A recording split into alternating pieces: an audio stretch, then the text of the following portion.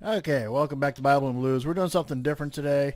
I promised, I know, I promised a video on my mandolin. Unfortunately, while I was tuning it up, I broke a string. And by the time I got the strings, new set of strings, ran to the music store, got a new set of strings, got back here, my Seahawks were playing. So I strung it up while the Seahawks lost the playoffs game. I still love them, and this is in honor of better seasons right here. This is better seasons, but it was still really good. I still really enjoyed the game. Would have enjoyed a lot more if they had done better. We can pick that thing apart all you want, but you know what? Hey, try not to be just a bandwagon fan. You know what I mean? I know a lot of those. Um, but anyway, so I didn't get a chance to really practice that song at all. Maybe later on today I can get something up, but I have to practice my guitar because I have a guitar lesson tomorrow night. So I do have to practice my guitar. Maybe we'll do something with that. I don't know. Trying to do some jazz fusion with that. That's neat. So today, something totally unique and different for this is something came up on my Facebook. And there's a friend of mine she's conservative. I'm not going to name names. If she watches the videos, she'll know who she is. If she wants you to know who she is, she'll comment in the comments. So anyway, she asked a question about a word, and this has to do with the whole concept of politically correct versus social justice warriors versus going overboard versus being callous and not caring versus simply respecting others. So since there's no music on this and everything, I'm just using Movie Maker just because I hardly ever use it and I want to kind of try it from time to time. So for some reason it didn't have a choice there for using my good webcam. So all I have is the webcam that's on the laptop, and that's it's kind of washed out look and everything. Tack on to the fact that it's it's 10:45 on Sunday morning, so it's pretty bright out today. Better than raining, let me tell you. It's cold. It's cold, so it's a good day to stay inside, even though it's really nice outside. I did kick the kids out. My boy had a friend spend the night, and so I enticed them to take the dog for a walk, which the dog's always up for, and which the dog would irritate the crap out of the kids right after I brought it up until they'll do it. So it worked out good. Kids, go outside. Yeah. So quit playing video games for a minute because I have to do my video stuff. So it makes it quieter in the house. But there was a word that came up, and it's one that I don't really have an opportunity to use or desire to use. However, it does kind of initially my knee-jerk reaction was it smacked of the whole politically correct culture that we're in now, where everything is according to how you feel as opposed to based on any real facts of any kind. So here's the word. Do you know this word? Mulatto. Okay, I do know of this word, and I know what it refers to. It refers to a person of mixed race. Typically, it's going to be somebody with a black parents and a white parents. Okay, African American versus Caucasian American. How do you want to name it? I don't know. So, but here's a word. I mean, how do you feel about this word? Personally, I never gave it a second's thought. Mulatto. Okay? It was a way of describing somebody. Just like describing me with my beard. Okay? I'm a middle-aged white guy with a beard. Okay? Middle-aged, slightly overweight white guy with a beard. Okay? So, I mean, how do you want... it was a physical description in my book. And so I never really gave the word itself a second's thought. I never thought of it as racist. And then somebody posted on Facebook that this is a word with racist connotations. My initial thinking in it was that no. I mean, my knee-jerk reaction, because I mean, all the politically correct stuff, all the pronoun stuff, all the gender bias stuff, all the gender fluidity stuff, drives me crazy. I don't, I mean, it's like, come on, this is just another example of that. Can we just have some serious conversation? So one of the things I like to do is, and I brought this up on my concept of debate, was that educate yourself on the subject before you just give your knee-jerk reaction. Because my knee-jerk reaction is, this is just dumb. Okay, so I did educate myself a little bit. One of the things I found out was, by simply a Google search, and I didn't have to do much research to find stuff. A Google search on the origin of the word mulatto. Okay, and it is based on something not wonderful, based on a Spanish word, and mula and mulatto with only one T. It fluctuates according to your source. That is in reference to the hybrid origin of mules, of the horse and the donkey, breeding them to create a mule. And one source that I found on this was Online Etymology Dictionary. Okay, and here it is. So I have to remember that the camera is a different location because I'm using a different, the onboard one. But Online Etymology Dictionary. How, whenever you're using a source, make sure you check to make sure it's a source that's worth even using. When I'm debating somebody on the left, I use Huffington Post as an example for my argument. So in this case, this is actually somewhat. Ohio State University uses it. There's some other places that uses it as well. So it has a certain level of credibility because of that. So mulatto, 1590s, offspring of a European and a black African, from Spanish or Portuguese, mulatto with only one T, of mixed breed, literally young mule, from mulo, mule, from Latin mulus, mule, see mule, possibly in reference to hybrid origin of mules, possibly. Compare Greek, hemionos, a mule, literally a half-ass, I do a lot of things that way, as an adjective, one of mixed race.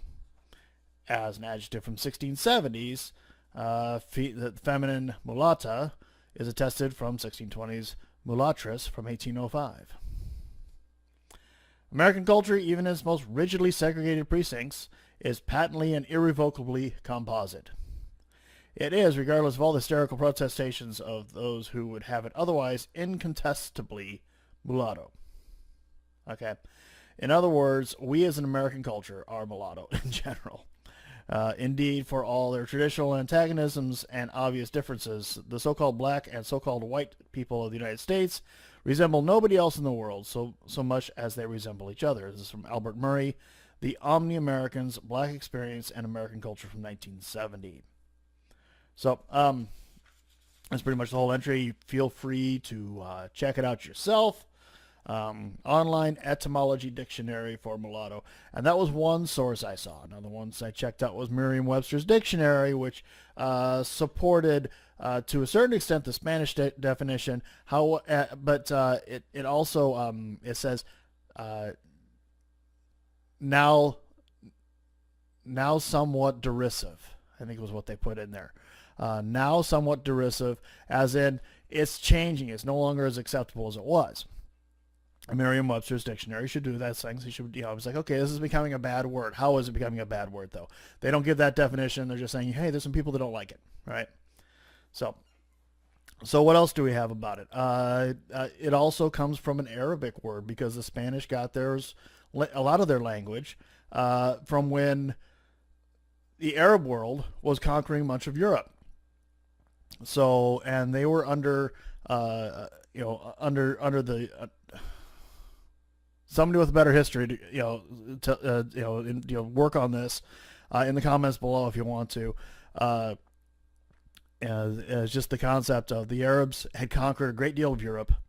I've heard it said that this is what caused the Crusades, was in response to them conquering, and Spain was under the Arabs for centuries.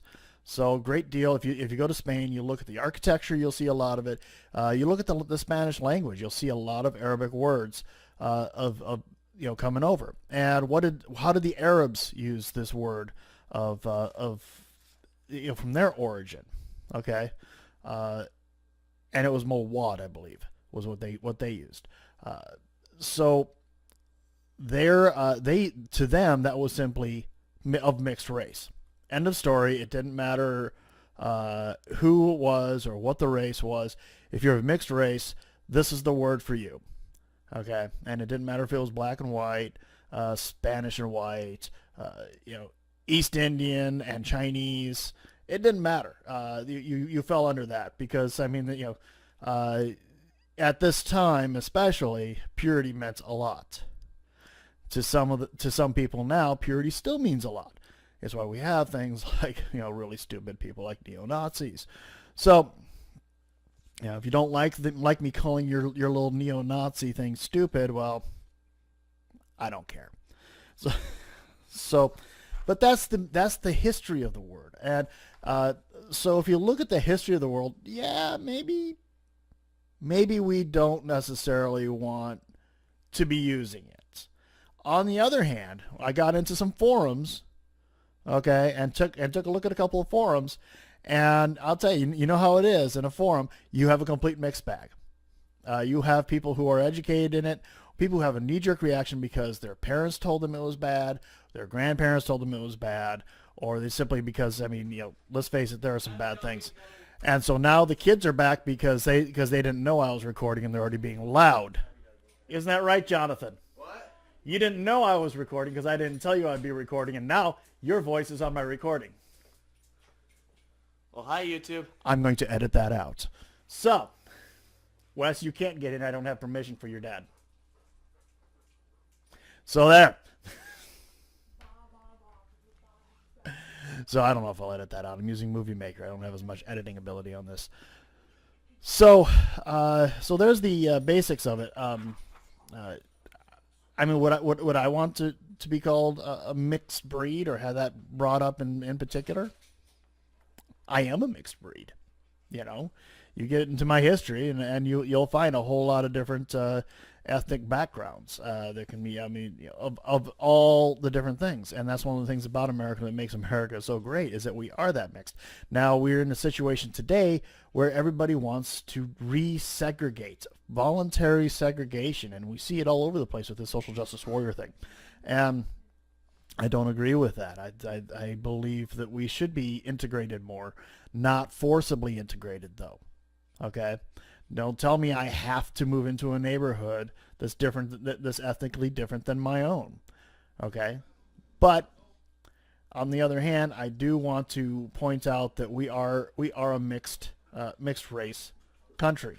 Okay? We are biracial, triracial, quadracial. There's a lot of different things in our bloodlines. There are very few people that are of any kind of a pure blood anymore. There is, the Aryan race should not be the goal anymore, okay? So, anyway, point being, mulatto, if you're going to use the word, at least have an understanding where it comes from. Is it a good word or a bad word? It really depends on the person listening, okay? One person's not going to have any problem with it, and they're going to refer to themselves as that. The next person you talk to that is biracial is going to look at you and say, that word came from during the census times in order to separate people who were only half white or half black from be able to segregate us better. So, and they're accurate. Okay, that's the truth. So these are the things we have to consider when we use these words. A word like mulatto, to me, I was never told these things about it, ever. Okay, this isn't the N-word. Okay, that's clear, that's obvious. Nobody would deny that that's a bad word. So that's where we're at. So anyway, do what you want. I'm not going to tell you what word you can and cannot use. Not my place. There's connotations to the word. I can understand why some people wouldn't want to be called that. I'm also of the thinking that each individual has the right to say, I don't really care. I have the right to say I don't care what you feel about what I call you too.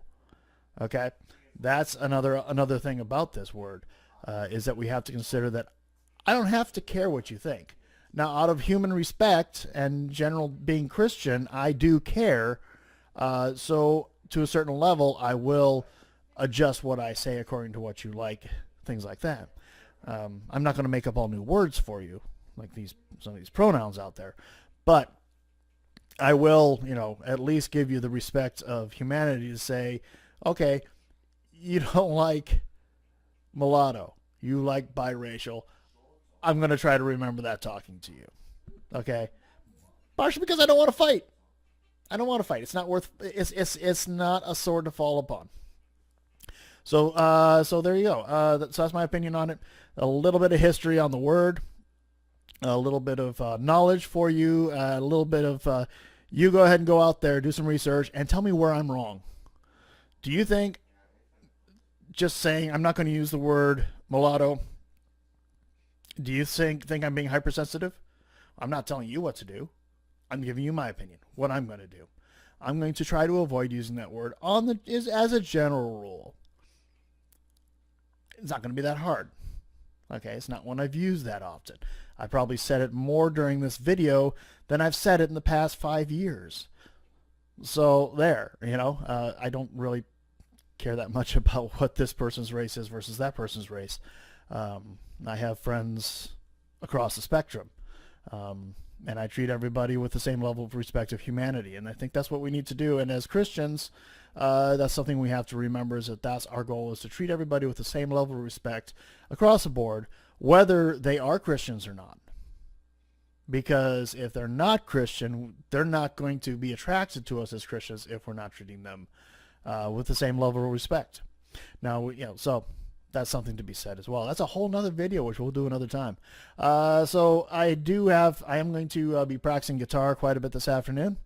Get that, because I do have a lesson tomorrow, and I've been working on jazz fusion a little bit, the jazz fusion scales, and I mean, they're crazy. I mean, they sound off unless you have the jazz chord backing track going with it.